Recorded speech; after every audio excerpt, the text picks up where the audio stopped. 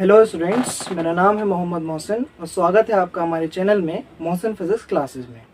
Students, आज हम आपके लिए क्लास 11 का एक इम्पॉर्टेंट टॉपिक लेकर के आए हैं, फिजिकल क्वांटिटी। आज इस वीडियो में हम सीखेंगे कि फिजिकल क्वांटिटी क्या होती है, इसे हम कैसे पहचान सकते हैं और ये कितने टाइप्स की होती है। Students, physical quantity complete physics में एक इम्पॉर्टेंट टॉपिक है, चाहे आप क्लास 11 के स्टूडेंट हों, 12 के हों या फिर किसी हायर कोर्स के स्टूडेंट हों। क्योंकि फिजिक्स में किसी भी पार्ट में अगर आप कोई भी टॉपिक स्टडी कर रहे हैं तो बेसिकली आप किसी न किसी फिजिकल क्वांटिटी की बात कर रहे होते हैं। तो चलिए बिना किसी देर के शुरू करते हैं आज का topic, physical quantity. Physical quantity, a quantity which can be measured and by which various physical happenings can be explained and expressed in the form of laws is called a physical quantity। Students, ये physical quantity की definition है।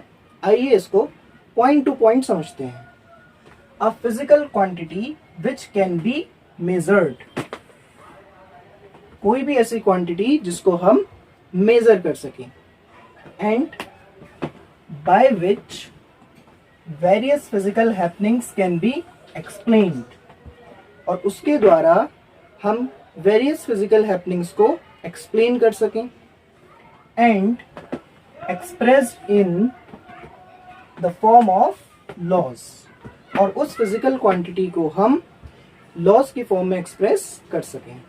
तो students, कोई भी ऐसी quantity जिसमें ये तीन प्रॉपर्टीज होती हैं, कौन कौन सी? Which can be measured and by which various physical happenings can be explained and expressed in the form of laws is called a physical quantity. तो वो हमारी फिजिकल क्वांटिटी कहलाती है। आइए एग्जाम्पल देखते हैं। For example, length, mass, time, speed, force, work, energy etcetera, ये सारी हमारी फिजिकल क्वांटिटीज हैं। अब आइए एग्जाम्पल से फिजिकल क्वांटिटी को समझने की कोशिश करते हैं। कोई भी एक एग्जाम्पल ले लेते हैं हम। फॉर एग्जाम्पल हम ले रहे हैं लेंथ, ठीक। अब विच कैन बी मेजर्ड, तो आप जानते हैं लेंथ को हम मेजर कर सकते हैं। And by which various physical happenings can be explained, length के थ्रू हम वेरियस फिजिकल हैपनिंग्स को एक्सप्लेन कर सकते हैं। देखिए, जैसे मैं आपसे पूछूं कि भाई दिल्ली और कानपुर के बीच कितनी डिस्टेंस है, तो आप लेंथ के थ्रू मेजर करके बता सकते हैं। तो ये हम किसी फिजिकल हैपनिंग को एक्सप्लेन ही तो कर रहे हैं। ऐसे ही मैं किसी ऑब्जेक्ट की लंबाई, चौड़ाई, ऊंचाई आपसे पूछता हूँ, तब भी आप मेजर करके बता सकते हैं। तो इसका मतलब हम इस लेंथ के थ्रू वेरियस चीज़ों को बता सकते हैं and expressed in the form of laws, और लेंथ को हम वेरियस फॉर्मूले में या फिर लॉज में एक्सप्लेन कर सकते हैं। जैसे एक फेमस फॉर्मूला है एरिया का। आप जानते हैं एरिया का फॉर्मूला होता है L इंटू बी, यानी कि लेंथ इंटू ब्रेथ। तो अगर कोई ऑब्जेक्ट है हमारे सामने, हम उसकी लेंथ मेजर करें और ब्रेथ मेजर करें और मल्टीप्लाई करें तो हम उसका एरिया पता लगा सकते हैं। तो लेंथ को हम लॉज के फॉर्म में भी एक्सप्रेस्ड कर सकते हैं। तो मुझे उम्मीद है आपकी समझ आ गया होगा कि फिजिकल क्वांटिटी में ये तीन प्रॉपर्टीज होनी चाहिए। अब हो सकता है आपको लग रहा हो कि कोई भी क्वांटिटी फिजिकल क्वांटिटी तो होती है, तो चलिए कुछ एग्जाम्पल ऐसे भी ले लेते हैं। जैसे अगर हम बात करें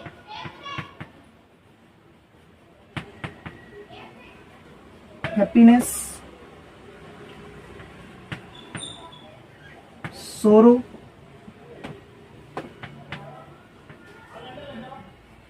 ब्यूटी, तो स्टूडेंट्स ये भी क्वांटिटीज हैं, क्योंकि इसमें हम कम या बढ़ती का पता लगा सकते हैं। फॉर एग्जाम्पल, अगर मान लीजिए दो लोगों को खड़ा कर दिया जाए और आपसे पूछा जाए कौन ज़्यादा ब्यूटीफुल है, कौन कम ब्यूटीफुल है, तो आप आंसर तो दे देंगे कि ये ज़्यादा ब्यूटीफुल है, ये कम ब्यूटीफुल है, क्योंकि ब्यूटी अपने आप में क्वांटिटी तो है। क्वांटिटी का मतलब जिसकी मात्रा हमें पता लग सकती है या फिर हम उसको देख करके बता सकते हैं। ठीक ठीक वैसे ही हैप्पीनेस है, सोरो है, यानी कि किसी खुशी और किसी गम को हम बता सकते हैं कि ये ज़्यादा खुश है या ये कम खुश है, या ये ज़्यादा दुखी है या ये कम दुखी है। लेकिन हम इन तीनों चीज़ों को एक्यूरेटली मेज़र नहीं कर सकते। जैसे हम किसी भी मेज़रमेंट की कुछ ना कुछ पर्टिकुलर वैल्यू देते हैं, वैसे ही हम इन क्वांटिटीज़ में कोई पर्टिकुलर वैल्यू नहीं दे सकते। दूसरी चीज़, हम इनके वजह से या इनके द्वारा किसी भी फिजिकल हैपनिंग को एक्सप्लेन नहीं कर सकते। जैसे अगर कोई खुश है तो आप डेफिनेटली ये नहीं बता सकते कि उस बंदे की खुशी का रीज़न क्या है। ऐसे ही कोई दुखी है तो आप उसके दुखी होने का एक्यूरेट रीज़न नहीं बता सकते। ठीक वैसे ही लॉस के फॉर्म में हम इसे एक्सप्रेस नहीं कर सकते हैं। इसलिए ये भी क्वांटिटीज़ हैं, लेकिन ये फिजिकल क्वांटिटी नहीं है। तो कोई भी क्वांटिटी फिजिकल क्वांटिटी नहीं होती है। कोई भी ऐसी क्वांटिटी जिसमें ये तीन प्रॉपर्टीज होती हैं वो एक फिजिकल क्वांटिटी होती है। आइए आगे देखते हैं। अ physical quantity is represented completely by its magnitude and unit. किसी भी फिजिकल क्वांटिटी को कंप्लीटली रिप्रेजेंट करने के लिए हमें दो चीज़ों की ज़रूरत होती है। Number 1 magnitude, number 2 unit. इसको भी एग्जाम्पल से समझते हैं। For example 20 metre means a length which is 20 times of unit of length. 20 metre एक फिजिकल क्वांटिटी है और 20 मीटर का फिजिकल मीनिंग क्या है? 20 मीटर का फिजिकल मीनिंग है कि ये एक लेंथ है जो कि 20 टाइम्स है यूनिट ऑफ लेंथ की। यहाँ पर here 20 is a numerical value called magnitude। यहाँ पर 20 हमारा एक न्यूमेरिकल वैल्यू है और ये कहलाता है magnitude. And metre is unit of length, और मीटर क्या है? हमारा यूनिट है लेंथ की। और यहाँ एक चीज और ध्यान देने वाली है, हमने आगे लिखा है अंडर कंसीडरेशन। अंडर कंसीडरेशन का यहाँ पर क्या मीनिंग है? तो आप जानते हैं कि लेंथ की वेरियस यूनिट्स होती हैं। आप लेंथ को किलोमीटर में भी नाप सकते हैं, मीटर में भी नाप सकते हैं, सेंटीमीटर में भी नाप सकते हैं, माइक्रोमीटर में भी नाप सकते हैं, नैनोमीटर में भी नाप सकते हैं, फेम्टोमीटर में भी नाप सकते हैं। मीन्स हम लेंथ को वेरियस पैरामीटर्स में मेजर कर सकते हैं। ठीक, तो यहाँ पर जो ये यूनिट है या जो ये मैग्नीट्यूड है ये आपस में रिलेट करते हैं। यानी कि अगर हम अंडर कंसीडरेशन यानी जो भी यूनिट हम कंसीडर कर रहे हैं उसके हिसाब से यूनिट तो चेंज होगी ही और मैग्नीट्यूड पर भी फर्क पड़ता है। ठीक, तो अंडर कंसीडरेशन का यहाँ सिर्फ इतना मीनिंग है कि कौन सी यूनिट हम कंसीडर कर रहे हैं। जैसे मैंने यहाँ पर एग्जांपल लिया है 20 मीटर, तो मैं लेंथ की मीटर वाली यूनिट को कंसीडर कर रहा हूँ। इन मैथमेटिकल फॉर्म, फिजिकल क्वांटिटी को अगर हम एक मैथमेटिकल फॉर्म या फिर एक फॉर्मूले की फॉर्म में लिखना चाहें तो इस तरीके से लिख सकते हैं, physical quantity is equal to magnitude into unit. यानी फिजिकल क्वांटिटी में पहले जो भी लिखा होता है वो होती है उसका मैग्नीट्यूड और बाद में जो लिखा होता है वो होती है उसकी यूनिट। जैसे कुछ एग्जाम्पल से समझ लेते हैं। कुछ मास है जिसकी वैल्यू है 2 kg, तो यहाँ पर 2 क्या है? न्यूमेरिकल वैल्यू है, ये कहलाएगा मैग्नीट्यूड। और kg क्या है? Unit under consideration. जैसे मैंने आपको ऊपर बोला कि लेंथ को हम वेरियस क्वांटिटीज में स्केल्स में मेजर कर सकते हैं, वैसे ही यूनिट को भी हम वेरियस स्केल में मेजर कर सकते हैं। जैसे किलोग्राम में भी नाप सकते हैं, ग्राम में भी नाप सकते हैं, मिलीग्राम में भी नाप सकते हैं। तो अगर मैं यहाँ 2 kg लिख रहा हूँ तो इसका मतलब है kg जो है मेरी यूनिट है जो मैं कंसीडर कर रहा हूँ। आइए इसको अगर मैं ग्राम में कन्वर्ट करूँ तो क्या होगा? 2 kg होता है 2000 ग्राम। तो स्टूडेंट्स यहाँ आपने देखा जैसे ही मेरी यूनिट अंडर कंसीडरेशन चेंज हो गई, यानी कि किलोग्राम से अब मेरी यूनिट हो गई ग्राम, वैसे ही मेरा मैग्नीट्यूड भी चेंज हो गया। तो जैसा मैंने अभी आपको ऊपर बताया था कि यूनिट और मैग्नीट्यूड आपस में रिलेट करते हैं। अगर कोई एक चीज चेंज होती है तो दूसरी भी चेंज होगी। अगर हम किसी भी फिजिकल क्वांटिटी को कंप्लीटली रिप्रेजेंट करना चाहते हैं, यानी कि उसके बारे में कंप्लीट इंफॉर्मेशन देना चाहते हैं, तो हमें इन दो चीज़ों को बताना ज़रूरी है। अगर हम सिर्फ मैग्नीट्यूड बताएंगे तब भी काम नहीं बनेगा, सिर्फ यूनिट बनाएंगे तब भी काम नहीं चलेगा, हमें कंप्लीट बताना पड़ेगा, यानी मैग्नीट्यूड और यूनिट दोनों। आइए अब समझते हैं कि फिजिकल क्वांटिटीज कितने टाइप्स की होती हैं। Types of physical quantities. Mainly physical quantities are of two types. तो students, physical quantity mainly two types की होती है। Number 1, fundamental quantities, the quantities which are independent of all other physical quantities and do not require any help of other physical quantity for their definition are called fundamental quantities. ऐसी quantities जो ना तो किसी दूसरी physical quantity पर depend करती हैं और ना ही उन्हें define करने के लिए, उनकी definition देने के लिए किसी दूसरी फिजिकल क्वांटिटी की ज़रूरत होती है, फंडामेंटल क्वांटिटीज कहलाती हैं। For example length, mass, time etcetera. आइए एग्जाम्पल से समझते हैं। अगर हम बात करें लेंथ की, किसी ऑब्जेक्ट की हमें लेंथ मेज़र करनी है, तो हमारे पास एक ही ऑप्शन है कि हमें उस ऑब्जेक्ट की लेंथ मेज़र करनी पड़ेगी। मतलब ऐसा नहीं है कि हम बिना लेंथ मेज़र करे किसी और क्वांटिटी का सहारा लेकर कि किसी और क्वांटिटी के द्वारा हम लेंथ को बता सकें, क्योंकि लेंथ एक ऐसी क्वांटिटी है जो किसी दूसरी क्वांटिटी पर डिपेंड ही नहीं कर सकती।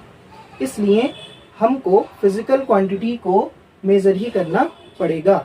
ऐसी फिजिकल क्वांटिटी हमारी फंडामेंटल क्वांटिटी कहलाती है। The units which are used to measure fundamental quantities are called fundamental units. Fundamental quantities को मेजर करने के लिए हम जो भी यूनिट्स यूज करते हैं वो हमारी फंडामेंटल यूनिट्स कहलाती हैं। जैसे हमने अभी लेंथ का एग्जांपल लिया था, तो लेंथ के लिए अगर हम मीटर यूज कर रहे हैं तो मीटर हमारी एक फंडामेंटल क्वांटिटी कहलाएगी। Number 2, derived quantities. The quantities which depend on other physical quantities and can be derived with the help of other physical quantities are called derived quantities. ऐसी quantities जो दूसरी quantities पर depend करती हैं और इन्हें हम दूसरी quantities के help से derive कर सकते हैं, derived quantities कहलाती हैं।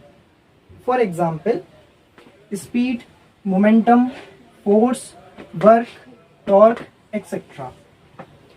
आइए एग्जाम्पल से समझते हैं। जैसे हमारा एग्जाम्पल है स्पीड। तो स्पीड का बेसिक फॉर्मूला होता है डिस्टेंस अपॉन टाइम। तो स्टूडेंट्स, अगर कोई ऑब्जेक्ट मोशन में है यानी कि मूव कर रही है, अगर हम ये नोट करते हैं कि वो कितने टाइम में कितनी डिस्टेंस कवर कर रही है, तब उसका हम रेशो ले लेते हैं, डिस्टेंस अपॉन टाइम निकाल लेते हैं, तो हमें उसकी स्पीड का पता चल जाता है। यहाँ पर हमें ध्यान ये देना है कि हम स्पीड फाइंड आउट करने के लिए स्पीड को डायरेक्टली मेज़र नहीं कर रहे हैं। हमने डिस्टेंस मेज़र करी, टाइम मेज़र करा, उसका रेशो निकाला, स्पीड आ गई। इसका मतलब कि स्पीड को हम डिस्टेंस और टाइम के टर्म्स में या डिस्टेंस और टाइम के थ्रू डेराइव कर रहे हैं, इसलिए ये हमारी डेराइव्ड क्वांटिटी है। ऐसे ही एक और एग्जांपल समझ लेते हैं, मोमेंटम। मोमेंटम का फॉर्मूला होता है मास इनटू वेलोसिटी।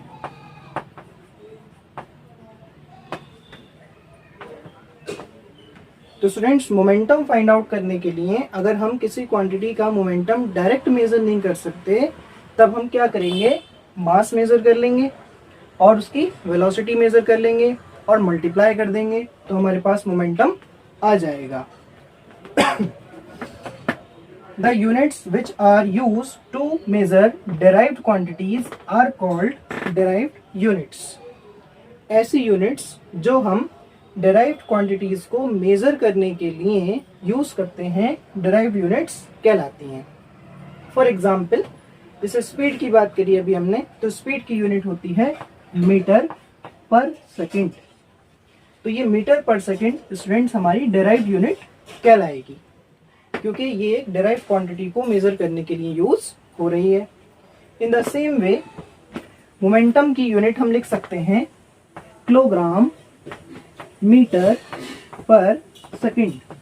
तो किलोग्राम मीटर पर सेकेंड जो कंप्लीट यूनिट बनी, ये कहलाती है हमारी डिराइव्ड यूनिट, क्योंकि ये एक डिराइव्ड क्वांटिटी को मेजर करने के लिए यूज हो रही है। आइए आगे देखते हैं। On the basis of properties, physical quantities are of 4 types. Students, एक और क्लासिफिकेशन किया गया है फिजिकल क्वांटिटीज का उनकी प्रॉपर्टीज के बेस पर। तो अगर हम प्रॉपर्टीज के बेस पर देखें तो फिजिकल क्वांटिटीज को 4 टाइप्स में बांटा गया है। Number 1, scalar. The quantities which have magnitude only but no direction are called scalar quantities. ऐसी क्वांटिटीज जिनमें सिर्फ मैग्नीट्यूड होता है, कोई डायरेक्शन नहीं होती, स्केलर क्वांटिटीज कहलाती हैं। For example, distance, speed, work, energy etcetera. Students, आपने देखा होगा कि जब भी हम डिस्टेंस लिखते हैं या स्पीड लिखते हैं या वर्क लिखते हैं या एनर्जी लिखते हैं तो हम डायरेक्शन की कोई बात नहीं करते, क्योंकि इन क्वांटिटीज के पास सिर्फ मैग्नीट्यूड होता है, कोई डायरेक्शन नहीं होती। These quantities can be added or subtracted with help of ordinary laws. Students, scalar quantities को हम ऑर्डिनरी लॉज के थ्रू ऐड और सब्ट्रैक्ट कर सकते हैं, यानी इसकी कैलकुलेशन सबसे इजी होती है। फॉर एग्जाम्पल, अगर हम बात करें डिस्टेंस की, कि कोई डिस्टेंस है 2 मीटर और एक और डिस्टेंस है 4 मीटर और इसको हमको ऐड करना है, तो सिंपल आप आंसर दे सकते हैं 6 मीटर। यानी ऑर्डिनरी लॉज के थ्रू हम इन्हें ऐड और सब्ट्रैक्ट कर सकते हैं। Number 2, vectors. The quantities which have magnitude and direction both are called vector quantities.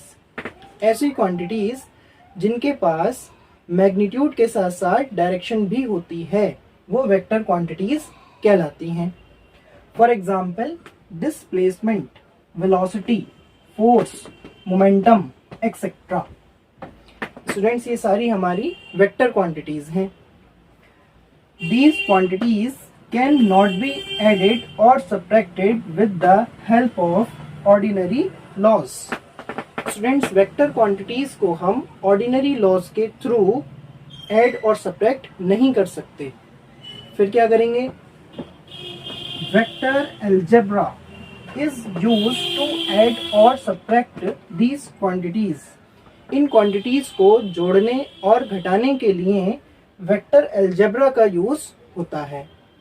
For example, अगर हम आपसे कहें कि एक फोर्स है 2 न्यूटन और एक और फोर्स है 4 न्यूटन, इसको ऐड करना है, तो आंसर क्या होगा?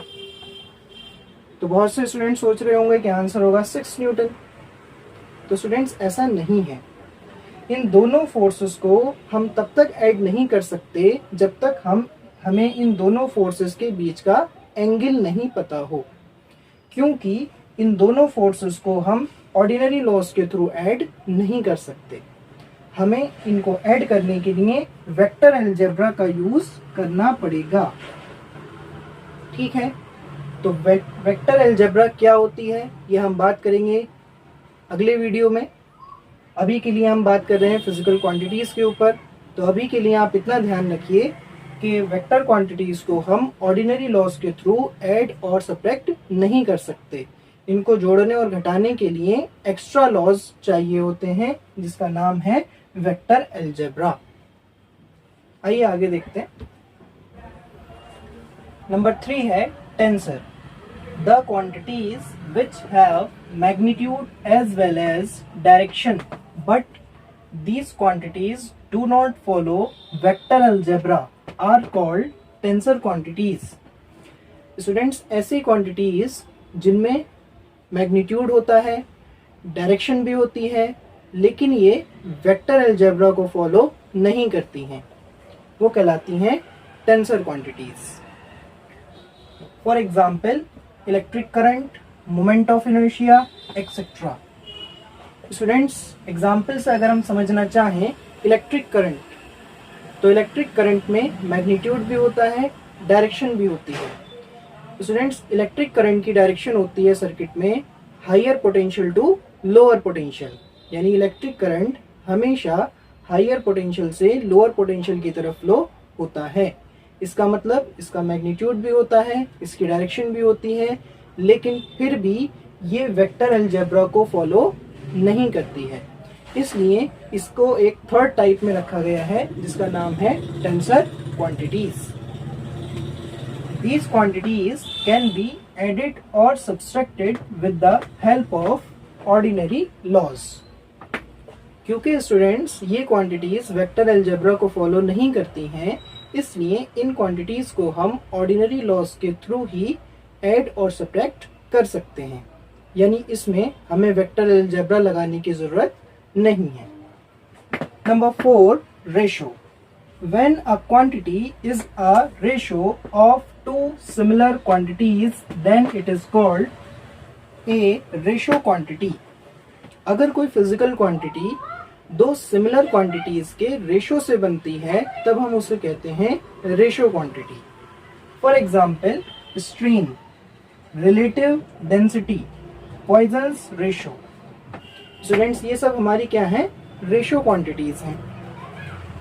These quantities do not have any direction, any unit. Students, in quantities की कोई यूनिट नहीं होती. ध्यान रखिएगा, रेशो क्वांटिटी एक बहुत स्पेशल टाइप की क्वांटिटी है जिनकी कोई यूनिट नहीं होती, वरना जितनी भी फिजिकल क्वांटिटीज हैं सबकी अपनी कुछ ना कुछ यूनिट होती है, लेकिन जो रेशो क्वांटिटीज होती हैं इनकी कोई यूनिट नहीं होती है. जब यूनिट नहीं होगी तो फिर क्या होगा, सिर्फ मैग्नीट्यूड होगा. मैग्नीट्यूड का मतलब इन क्वांटिटीज की सिर्फ न्यूमेरिकल वैल्यू होती है. These quantities can be added or subtracted with the help of ordinary laws. In quantities को भी हम ऑर्डिनरी लॉज के थ्रू ऐड और सब्ट्रैक्ट कर सकते हैं. तो स्टूडेंट्स, ये था हमारा आज का टॉपिक, फिजिकल क्वांटिटीज. मुझे उम्मीद है कि पूरी वीडियो देखने के बाद आपको समझ आ गया होगा कि फिजिकल क्वांटिटी को हम कैसे पहचानते हैं, फिजिकल क्वांटिटी क्या होती है, फिजिकल क्वांटिटी कितने टाइप्स की होती है, इसके क्लासिफिकेशन 2 टाइप्स के हैं. तो स्टूडेंट्स, अगर आपको ये वीडियो अच्छी लगी हो तो वीडियो को लाइक कीजिए. अगर आप नए हैं तो हमारे चैनल को सब्सक्राइब कीजिए और हमारे साथ बने रहिए ऐसे ही फिजिक्स के इम्पोर्टेंट टॉपिक्स को समझने के लिए. Thanks for watching the video.